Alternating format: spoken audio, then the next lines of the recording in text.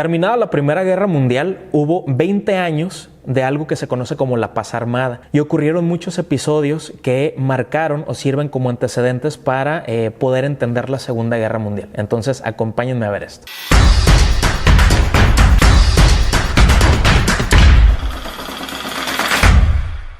Uno de los antecedentes que marcan formalmente el inicio de la Segunda Guerra Mundial previo a que esto ocurriera es algo que se conoce en la historia universal como los gobiernos totalitarios o los regímenes totalitarios.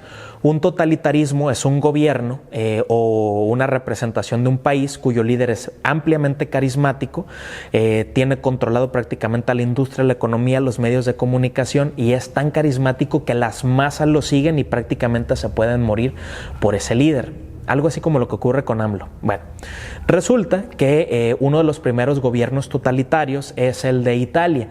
En Italia se lleva a cabo, se implementa el régimen fascista o fascismo también como se conoce. El término fascismo viene de una palabra mucho más antigua del italiano que significa fascio, que quiere decir liga o asociación. El fascismo va a estar representado o va a estar al frente o liderado por un sujeto que se llama Benito Mussolini. Entonces Benito Mussolini logra escalar varios peldaños dentro del ejército, posteriormente dentro de la vida pública de su país y el gobierno, hasta que en la década de los años 20 el movimiento fascista empieza a tener control del parlamento y de ciertas leyes. Para 1919, terminada la Primera Guerra Mundial, el fascismo ya es ampliamente popular y entonces ya hay un gran movimiento de masas. Los fascistas empiezan a educar a los niños con cierta mentalidad para que luchen por Italia en algún momento dado y Benito Mussolini pues se avienta unos discursos interminables, ¿no? Hay un episodio dentro del fascismo que se conoce como la Marcha sobre Roma, donde los fascistas demuestran todo el poderío y todo el apoyo que pues el pueblo italiano tiene hacia este movimiento y entonces ya está plenamente configurado un primer bloque que va a servir como aliado de Hitler y de los japoneses en la Segunda Guerra Mundial.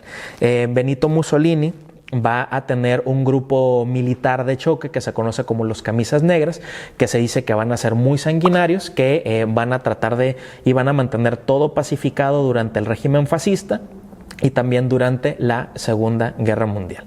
Ahorita mencionaba a los japoneses. En Japón también ocurre un régimen totalitario, se conoce como militarismo japonés. El emperador Hirohito es el que está a la cabeza de Japón en ese momento y entonces los japoneses empiezan a convertirse en una muy buena fuente de adiestramiento militar, empiezan a generar industria, empiezan a generar tecnología y estos 20 años previos de la Segunda Guerra Mundial sirven para eso, para que los países empiecen a prepararse, para que los países empiecen a fortalecerse y para que los países empiecen a aliarse. Así como ocurrió en la Primera Guerra Mundial, que hubo alianzas previas, también va a ocurrir para la Segunda.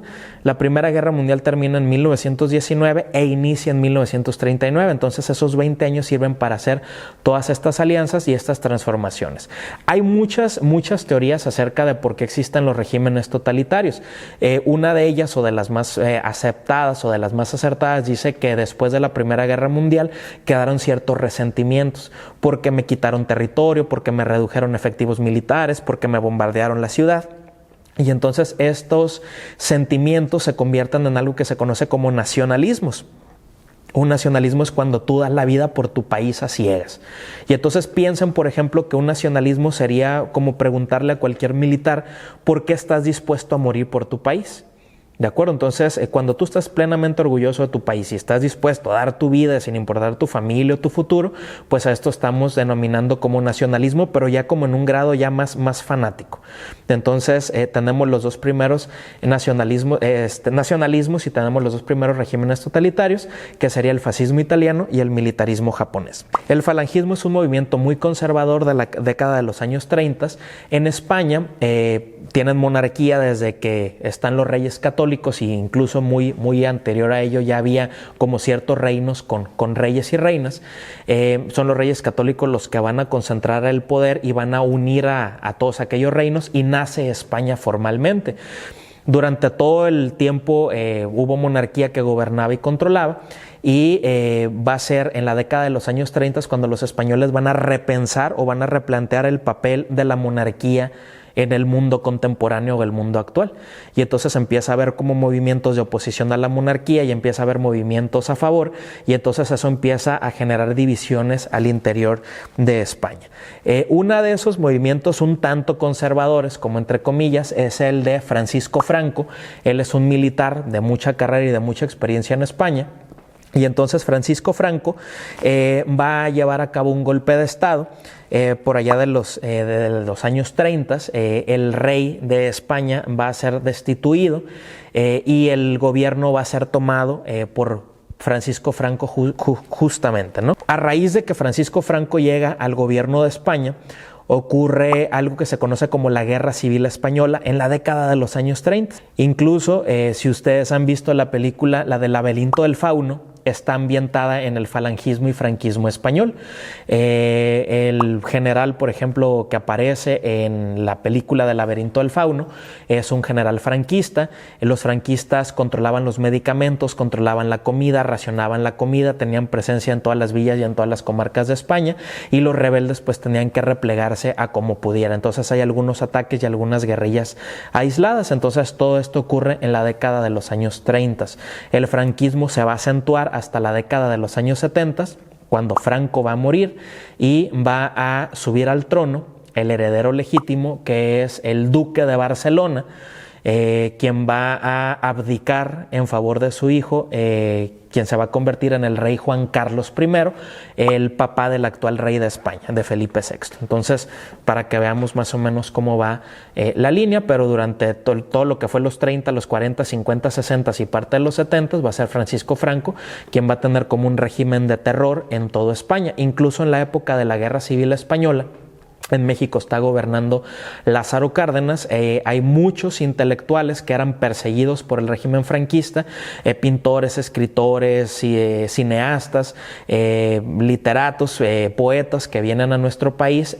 Refugiados políticos. Lázaro Cárdenas les abre el país, y en nuestro país, por ejemplo, estos españoles que huyeron de la Guerra Civil Española hicieron grandes transformaciones. Por ejemplo, una de ellas es haber fundado lo que actualmente es el Colegio de México, que es una de las instituciones académicas o una de las universidades más prestigiadas y caras en nuestro país.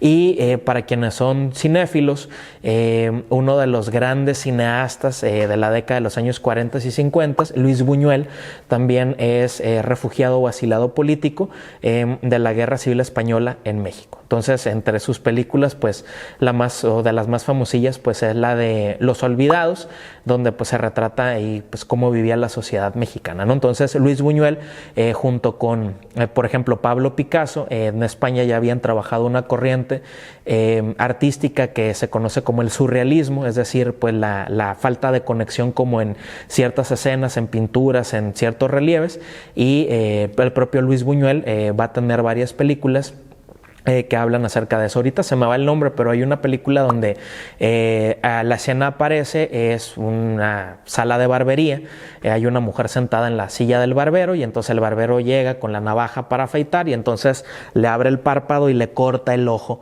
a la mujer. Entonces así es como inicia la película El Gallo de Medianoche, o algo así se llama, ¿no? Entonces, o el Perro Andaluz. El Perro Andaluz, ya me acordé, se me prendió el foco. Bueno, entonces ya tenemos ahí parte del contexto político, cultural, militar que ocurre en la década de los años 30 con el fascismo, con el militarismo japonés y con el franquismo español. Entonces nos vemos en la próxima.